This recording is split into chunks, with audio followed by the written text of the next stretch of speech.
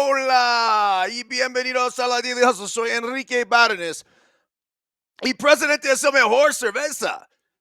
No abate por No Filter Network. Miguelito San Dieguito not with us today. But if you are a regular follower of No Filter Network, you know he will have his Mind Bender podcast on.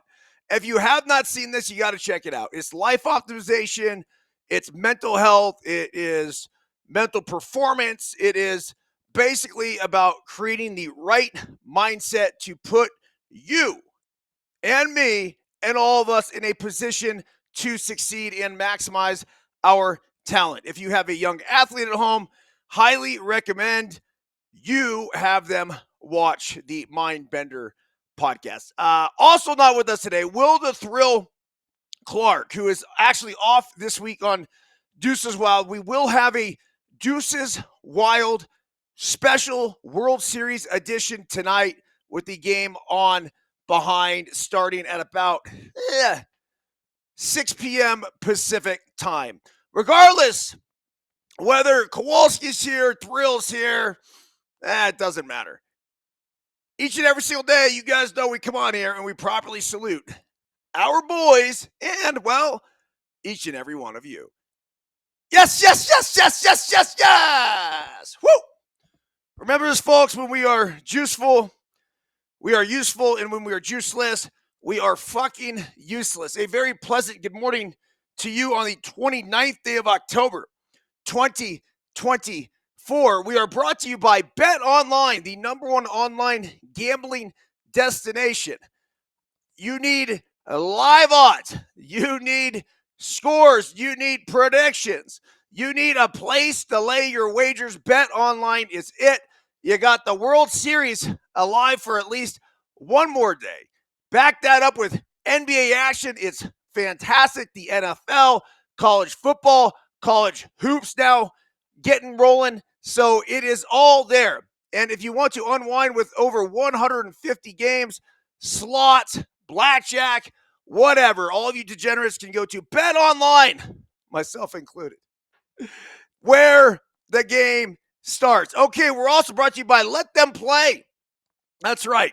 A parenting and coaching guide to youth sports. If you have not picked up a copy of this, go to ericbyrnes.com to do so. You can get an effort list, a footboard.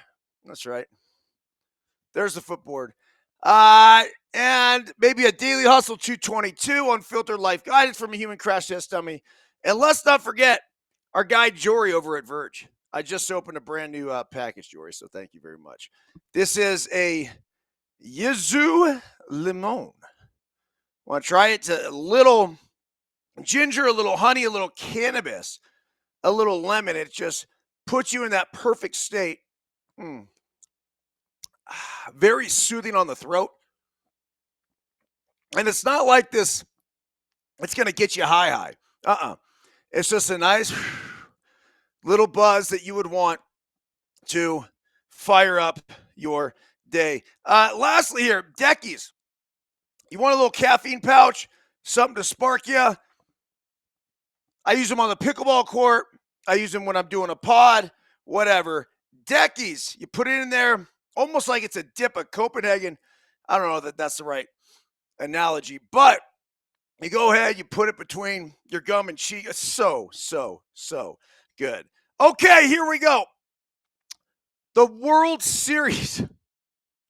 The Dodgers are up 3-0 now after the victory last night, 4-2 in New York. Here's some initial thoughts. Number one, the Yankees are not who they, Number one, let's try this again. The Yankees are not who we thought they were. This is a good baseball team. The best in the American League. Congratulations. Fantastic year. They rely so heavily on their offense. And so what's happening is when you're not getting production out of your top dudes, it makes it very difficult, especially when you don't have guys at the back end picking it up. So they just simply haven't been able to score runs. The other thing about the They're sloppy. On defense, they fucking do not pound the zone. It has absolutely killed them. All of those walks, at least if the Dodgers are going to beat you, make them beat you. Do not beat yourself, and that was not the case last night, a shit ton of walks. On the flip side in all this, look, you had Teoscar Hernandez making the great play to throw Giancarlo Stanton out at home. If there's one play that sort of, I don't know, it reveals the entire series in one play, that's it. And here's Stanton, who's having a great series offensively on base. Again, I think his OPS is well over 1,000. You get the base hit from Volpe to left field. Teoscar Hernandez comes around, gets it, fires home, one hop strike, and perfectly executed at the plate. Giancarlo Stanton is out. A lot of people were bitching about how Yankees third base coach could send Stanton in that situation. Look, there's 2 outs. You got to take a fucking chance. And although Teoscar Hernandez does have a good arm, he is not looked upon as the most accurate thrower. So whether this ball could have been offline to the left, offline to the right, in order for that runner to get thrown out, a lot of things have to happen. And I think with 2 outs, almost in any situation, unless you're down big late in the game, it's not worth it. That's the only scenario. But at the time, they were down 3-0.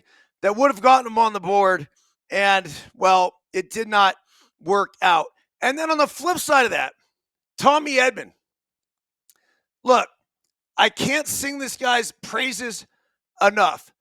Once again, it looks like he should be running algorithms in the Dodgers front office, not playing shortstop and making plays and getting big hits. But that is who the Dodgers are. This isn't just about one guy. As a matter of fact, their one guy, Shohei Ohtani, is hurt. And it's actually a little disturbing watching him out there yesterday. If I have $700 million invested in this guy, I don't think he's playing tonight. I just don't think he's going to play. I don't think it's worth it. Him running around, holding his shoulder, it doesn't look right. It doesn't feel right. He's not swinging the bat well. Who gives a shit? Give him the night off. He's done enough. He has absolutely carried the Los Angeles Dodgers to the World Series being that dude. But the big difference is between the Dodgers and the Yankees, the Dodgers are a complete team. Complete team. And again, Tommy Edman getting that read on the Mookie Betts flare base hit to right field. I tell our kids on our Let Them Play travel team all the time, outs and outfielders, right? 1 out, check your outfielders. Well, there was 1 out in this situation. Tommy Edman checks his outfielders, sees the bloop, knows that Soto's not going to be able to get there. You also have to know who's out there. Soto's not able to get there. The ball falls. He's already scoring. Most guys in that situation would have froze up, waited for the ball to drop. He only would have gotten to third base. But just a great read, a great baseball play. I feel like the Dodgers are just more prepared. And I do know that they spend an astronomical amount of money on analytics. But it's not just spending that money on analytics. It's then relaying that information to the players and then having them buy in and be able to adapt and then apply that information. Well, whatever they're doing, it's working because right now they look like the superior baseball team, and it's not even close. You don't believe me? Ken Rosenthal had a fantastic article this morning talking about the 2 plays that I just mentioned with Teoscar Hernandez and Tommy Edman. But I tweeted this last night. Like, I think we got deceived. I truly believe that we all got wrapped up in the LA, New York matchup. And we figured that this was going to be a classic World Series. We wanted it to be a classic World Series. I still want it to be a classic World Series. But the truth of the matter is it's not. You have one team that's far better than the other team in all facets of the game. Hitting, pitching, defense, base running. There's not one category that the New York Yankees win. Not one. Do they win tonight? I don't know. They have a chance. They're going to go up against the Dodgers bullpen, which is no easy feat. If they do win tonight, then they have Garrett Cole going in game 5, which surely they would have a chance to win that game and then bring it back to LA. And I just don't think there's any chance. The series is over. Best case scenario is that the Yankees get it back to LA, and I'm rooting for that. I want to see it. For all the people out there that think I'm this big Yankees hater, I'm not. Ask Dodger fans. They think I'm a Dodger hater. I'm a baseball fan. I just want more baseball. I actually get sad this time of year when it's about to be over and we're in elimination games. So I will be rooting hard for the Yankees tonight just to keep this thing going in hopes that they can bring it back to LA. Game 6 would be about it. That's as far as I could see this series going at this point. Okay, a few things here. The NFL, I did not get to it yesterday. There was just a lot going on. So we're going to review the NFL weekend as soon as I find my CBS Sports app. I love how it just kind of disappears whenever I look for it. And there she is. Okay, the scores from this past weekend. On Sunday, it was the Bills 31 over the Sea Chickens in Seattle. Dominant performance once again by the Bills. They're looking the part. They're 6-2, primed and ready to make a run. This is going to be really interesting to see how the AFC shapes up because you have the Chiefs who are 7-0. You then have the Ravens who are a very, very dangerous team. And you got the Bills. I think arguably those are the 3 best teams in football. That's it.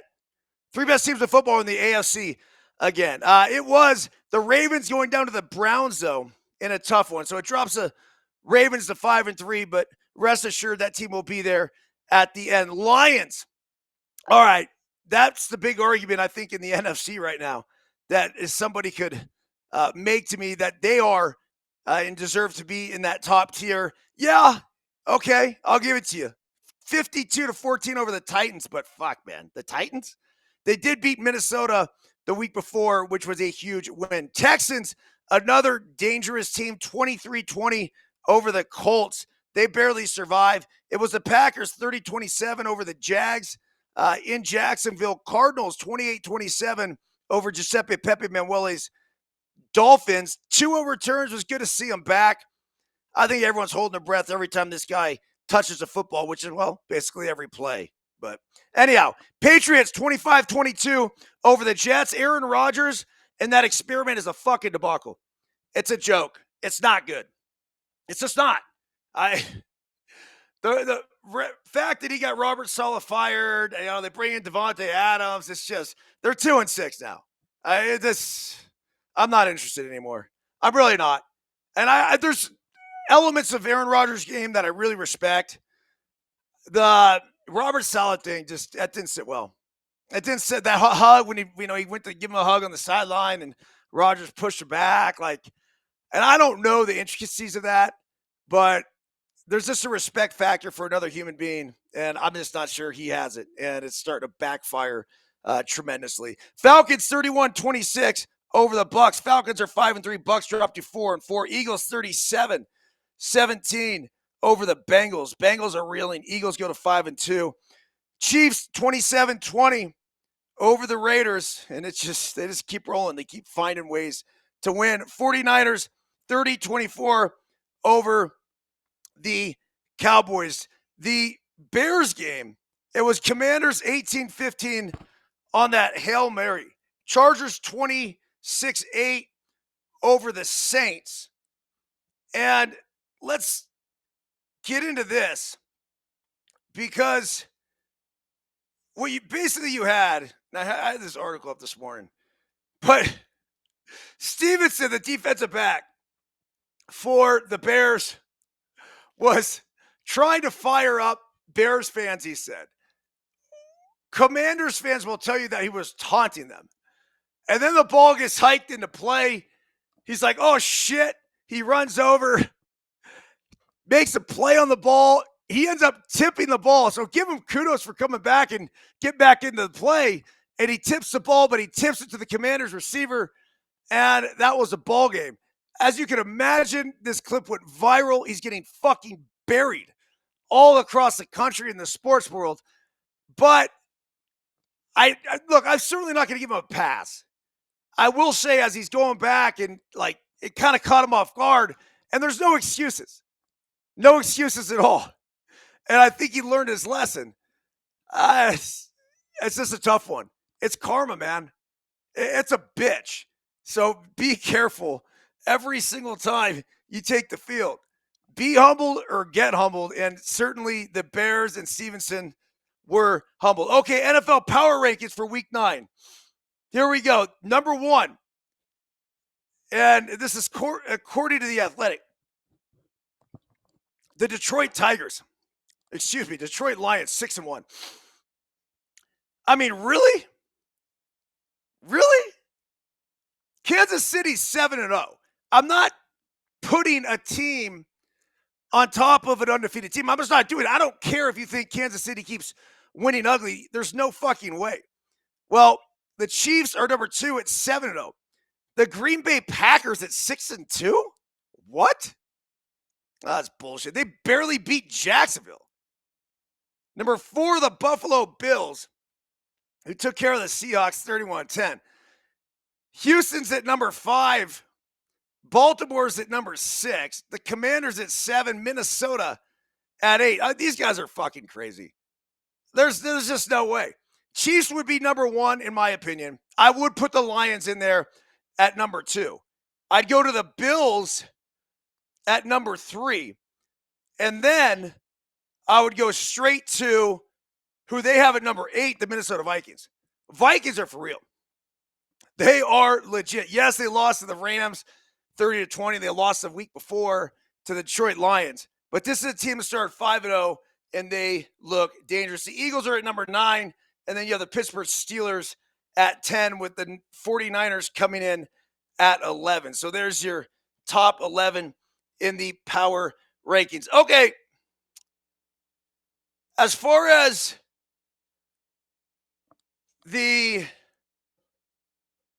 let's see here. This is another interesting one. So, Nick Bosa, the 49ers defensive end, just an absolute badass, right? I mean, this guy has been everything you could ever hope for since he's come to the 49ers, led the league a couple years ago, 18.5 sacks, defensive player of the year. So, Brock Purdy and George Kittle are doing a post-game interview after the game the other night. And Nick Bosa runs up there and he's wearing his MAGA hat, Make America Great Again. Well, this is a really fucked up situation because now he's getting blasted for just running up to a camera and going, hey, Make America Great Again. Now, Bosa's come out and he said, look, it's an important time of year. I want people to recognize this. It's never really a great thing if you're an athlete to get super involved in the politics. Now, I think maybe later in life, say if you're somebody in my position, a retired athlete who super passionate about politics, yeah, I think it's okay and it's good and it encourages people to take a stance, and it also, helps educate people on, issues on the ballot and propositions and, some of the Senate and Congress races and everything else. So in order for all this, I don't want to say to go smoothly, like whenever you take a stance like that, you're going to alienate a lot of people. Well, Scott Ostler wrote this article. It's just, it's tough. And I like Scott a lot. But as harsh or as bold as you think Nick Bosa was for going on and displaying him wearing a hat, Osler came back and he was 10 times harder. So as everyone gets riled up this political season, first and foremost, let's respect people's right to take a stance. Let's respect people's right to say, hey, look, I'm going to vote for Donald Trump. And it's okay. And it doesn't mean you have to hate me or I'm going to hate you because you're going to vote for Kamala or anything else. Like, whatever that is, whatever stance that you take on which side of the aisle. I've mentioned this many times before. I'm pretty split down the fucking middle. You bring up an issue and then I'm going to give you my opinions and this and that, whatever. Well, if I want to make it known who I'm going to vote for president, I'm going to make it known. And if you're somebody like Nick Bosa and you could help encourage, say, somebody who has not decided which way they're going to vote in the upcoming election 1 week from today, fuck it, man. He's like, I'm going to use my platform to try to positively influence somebody potentially to go out there and vote for Donald Trump. Now, all this is brought up, and I'm going to go over this article. I'm going to try to get through it real quick because I got a dentist appointment. But it says, on a day when Donald Trump and his supporting cast ratcheted up their hate and racism and humor to new levels at a rally in New York, Nick Bosa joined the party. The vaunted edge rusher of the San Francisco 49ers wasn't at the Madison Square Garden rally on Sunday. He was busy shredding the Dallas Cowboys offensive line like it was the U.S. Constitution in Trump's little hands. So Bosa missed the fun at the rally, where many speakers, along with the Trumpster himself, put on what the New York Times generously called a carnival of grievances, misogyny, and racism. Bosa probably didn't even get to watch the fun on TV, but he was feeling the spirit and put a perfect cap on the day by photobombing a live post-game TV interview. He leaned over teammate Brock Purdy's shoulder and grinned and tapped his Bosa's white MAGA baseball hat. And then after this, it says, as we learn more of Trump's nebulous plans, MAGA becomes the acronym for Make America Go Away. Like, I mean, all these little shots that Scott takes in here, it's just, Scott's, if he feels like Bosa did something wrong, he just lowered himself to that level and even further below. Now, I don't think there's anything wrong with fucking Bosa doing it. I don't. If someone wanted to run up with a Kamala hat, I wouldn't give a fuck either. Just be like, oh, okay. You want to go there? You go there. I'll come up with my own opinion of you afterwards, but I don't necessarily think it's wrong. And it says, and so we saw in real time the arc of Bosa's growth and personal development in the Bay Area. Quick review. Before the 2019 draft, Bosa scrubbed his social media posts, which he had drawn criticism, and he said when he did it, there was a chance I might end up in San Francisco. He did. At his first news conference, he got out ahead of the criticism. I'm sorry if I hurt anybody, Bosa said. I definitely didn't intend for that to be the case. I think me being here is even better for me as a person because I don't think there's anywhere else, any city that you could really be in that would help you grow as much as this one will. I'm going to be surrounded with people of all different kinds, so I'm going to grow as a person. I'm going to be on my own. I'm going to grow up. I'm going to learn a lot of new things. It's exciting. Scott Osler then continues to write, such growth, so exciting. 8 years ago, Bosa was tweeting that Colin Kaepernick was a clown for taking a knee in protest during the national anthem. Since then, Bosa has learned that free speech can be fun. I expect Trump, if he's true to his values, to take his pulpit and tell the NFL team owners, get the son of a bitch off the field right now. Out. He's fired. He's fired. That's how the Trump rally in 2017 suggested NFL owners treat conscientious protesters like Kaepernick. And by golly, they did. They blackballed Kaepernick, who never got another NFL job. Trump won't do that, of course. Instead, he'll probably promise to appoint Bosa his Secretary of Defense. The 49ers and the NFL should also refrain from reprimanding, fining, or suspending Bosa. Free speech is free speech. Whether you're protesting police brutality or campaigning for a guy who wants to grant police officers one rough hour, and I mean really rough, to knock some sense into the heads of criminal suspects.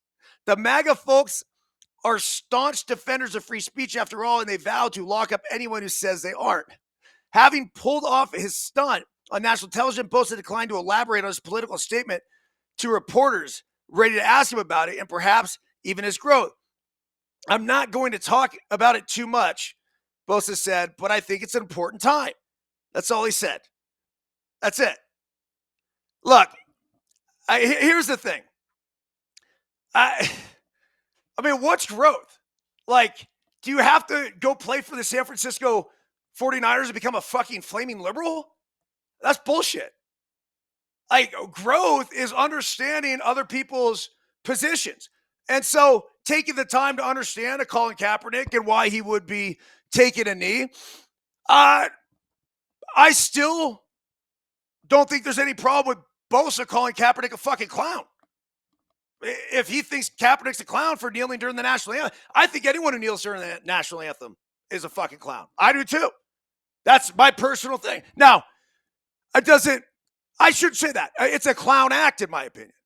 Now, does it mean they're a terrible person? Does it mean, they should be fucking locked up and blacklisted? Not necessarily. I just think it's bullshit. Because this is the country that's given all of us an opportunity to live free.